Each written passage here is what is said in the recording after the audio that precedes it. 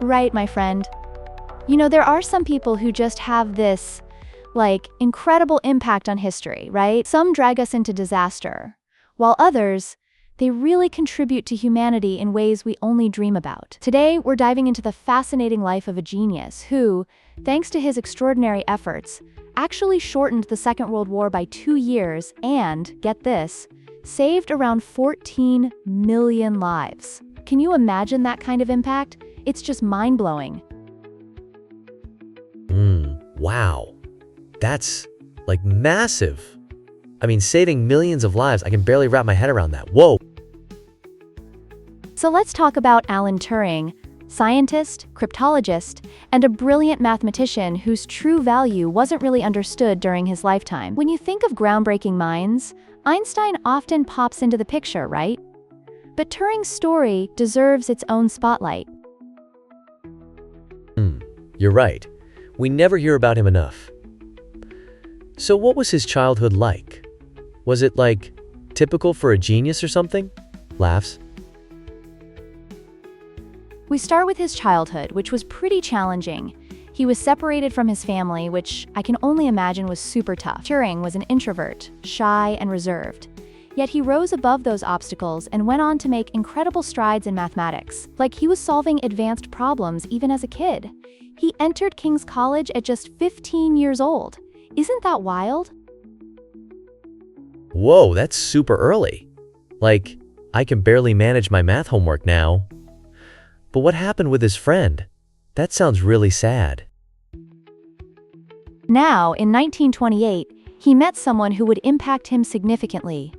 Christopher Morcom, a fellow prodigy who shared Turing's love for science and math. Their friendship blossomed, filled with deep discussions, until, unfortunately, Morcom passed away from tuberculosis. That hit Turing hard. It totally transformed his outlook on life and the world around him, which is really heartbreaking, right? Yeah, that's, so tragic. I feel like friendships like that shape who we are. Do you think that influenced his work later on? Laughs. I can totally see him channeling his feelings into math. You know, after that, Turing really threw himself into developing mathematical theories. It was the foundation for what we now call artificial intelligence. And here's where it gets particularly cool. His work led to the Turing test. He conceptualized machines operating similarly to the human mind, which is pretty much sci-fi level stuff. Wait, so is the Turing test when people try to guess if they're talking to a human or a computer? Because I've heard about that in, AI discussions before. It's mind-blowing. Exactly. The Turing test evaluates a machine's ability to exhibit intelligent behavior equivalent to, or indistinguishable from, that of a human. Imagine trying to hold a chat with a robot and not realizing you're talking to one. It's like something straight out of a futuristic thriller. That's so trippy. Do you think we have machines today that could pass that test?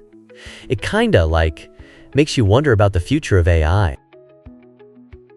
Then, as tensions escalated with World War II, Turing joined this elite team tasked with breaking the German Enigma code, a complex encryption crucial to the German military. Through his incredible mathematical skills and innovative thinking, he created the Bombay, a code-breaking machine that was pivotal in the Allies' victory. It's like something out of a movie. Whoa. So he was a real-life superhero? That's insane. Were there other, great minds working with him, or was it just him leading the charge? Laughs. You got it.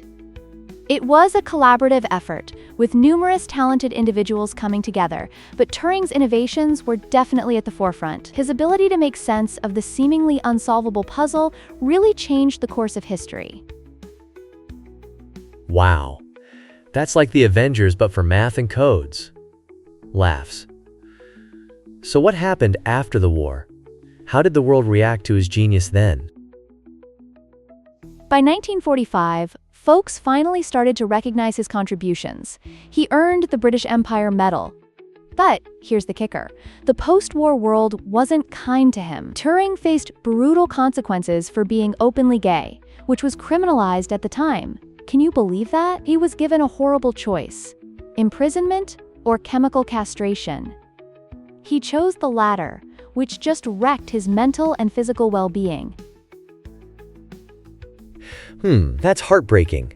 Like, he helped save millions, but society turned against him. It's so messed up. How could that happen? Despite his brilliance, Turing's life came to a tragic end in 1954. He was found dead from cyanide poisoning. There's a lot of speculation about whether it was really suicide or maybe something more sinister. Oh my gosh, that is just so heavy. I mean, after everything he did, he deserved to be celebrated, not pushed away. So did he eventually get recognized for his work?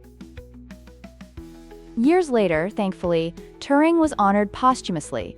The British government, kind of recognized its wrongdoing. He became the namesake of the Turing Award, which is given every year to the top computer scientists. It's almost poetic, right?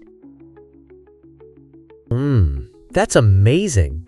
Like, a proper tribute at least. I can't believe how much he contributed.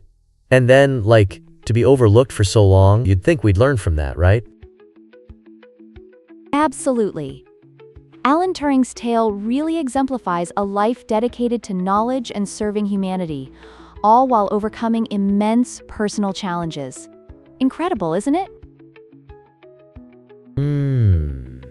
Yes, it's just, so inspirational. I really need to learn more about him. Thanks for sharing all this. It's really eye-opening. Laughs.